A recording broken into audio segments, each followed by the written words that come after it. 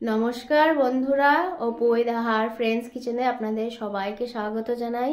আশা করি আপনারা সবাই ভালো আছেন।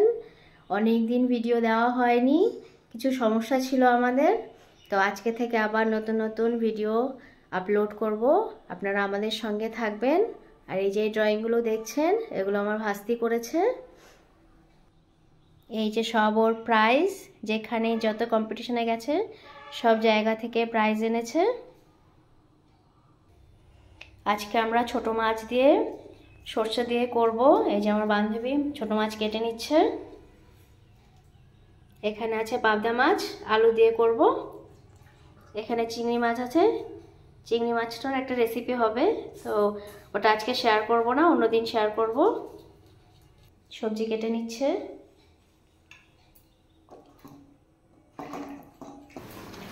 মাছগুলো কাটা হয়ে গেছে, এখন মাছগুলোকে পরিষ্কার করে ধুয়ে নেব।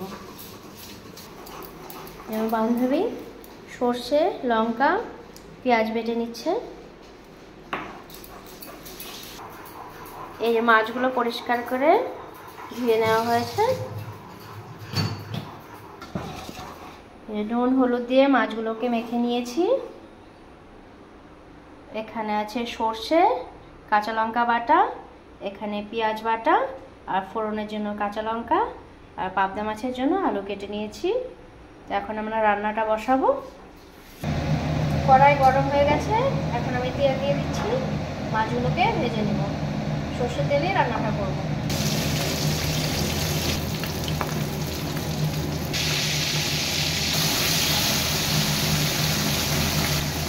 মাছটাকে বেশি ভাজবো না, হালকা ভেজে নেব। আমার মাছগুলো সব ভাজা হয়ে গেছে। এই মাছ ভাজা তেলের মধ্যে আমি কালো জিরে আর কাঁচা লঙ্কা ফোড়ন দিয়ে দিব। ফোড়নটা আমার হয়ে গেছে, এখন পেঁয়াজ বাটাটা দিয়ে দিব।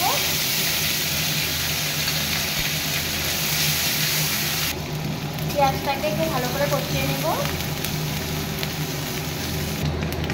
স্বাদ মতো নুন দিয়ে দিব, হলুদ গুঁড়ো দিয়ে এখন ভালো করে একটু কষিয়ে নেব। পেঁয়াজটা আবার কষানো হয়ে গেছে, এখন পরিমাণ মতো জল দিয়ে দিব। এই মাছটাকে অনেকেই অনেক নামে চেনে, তো আমরা যখন নিলাম বললো গ্যাং মোরলা। আপনারা কে কি নামে চেনেন মাছটাকে একটু কমেন্টে জানাবেন। ঝোলটা ফুটে গেছে, এখন মাছটাকে দিয়ে দেব।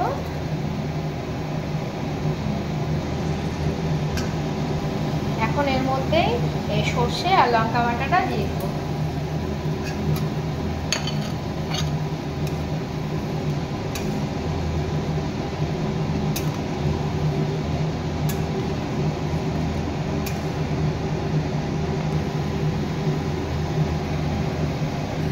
এখন কিছুক্ষণের জন্য একটু ঢেকে দেব।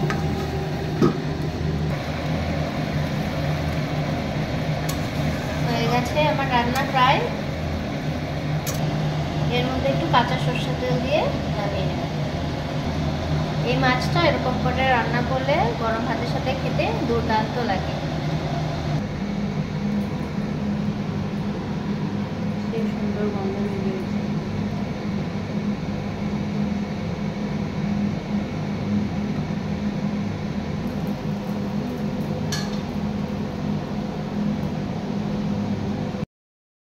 পাবদা মাছের ঝোলের জন্য আলুগুলোকে ভেজে নেব। আলুটা আমার ভাজা হয়ে গেছে, এখন নামিয়ে নেব। তেলে কালো জিরে ফোড়ন দিয়ে দেব, পেঁয়াজ আর লঙ্কা বাটা দিয়ে দেব, স্বাদ মতো নুন, হলুদ গুঁড়ো দিয়ে দেব।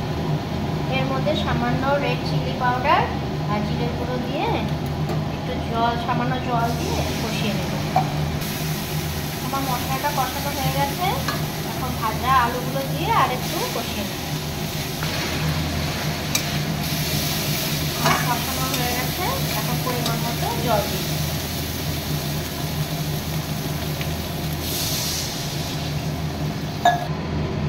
ঝোল ফুটে গেছে, এখন মাছগুলোকে দিয়ে অল্প ঢেকে দেবো।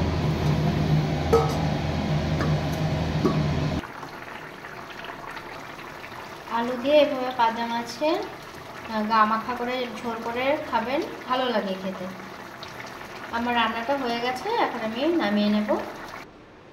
আমার দুটো রেসিপি রান্না হয়ে গেছে। আমার রান্না যদি আপনাদের ভালো লেগে থাকে তাহলে অবশ্যই লাইক, কমেন্ট ও শেয়ার করে দেবেন। আর আমাদের চ্যানেলটিকে সাবস্ক্রাইব করবেন আর আমাদের পাশে সবসময় থাকবেন। আর এতক্ষণ আমার ভিডিওটি দেখার জন্য আপনাদের অসংখ্য ধন্যবাদ। সুস্থ থাকবেন, ভালো থাকবেন।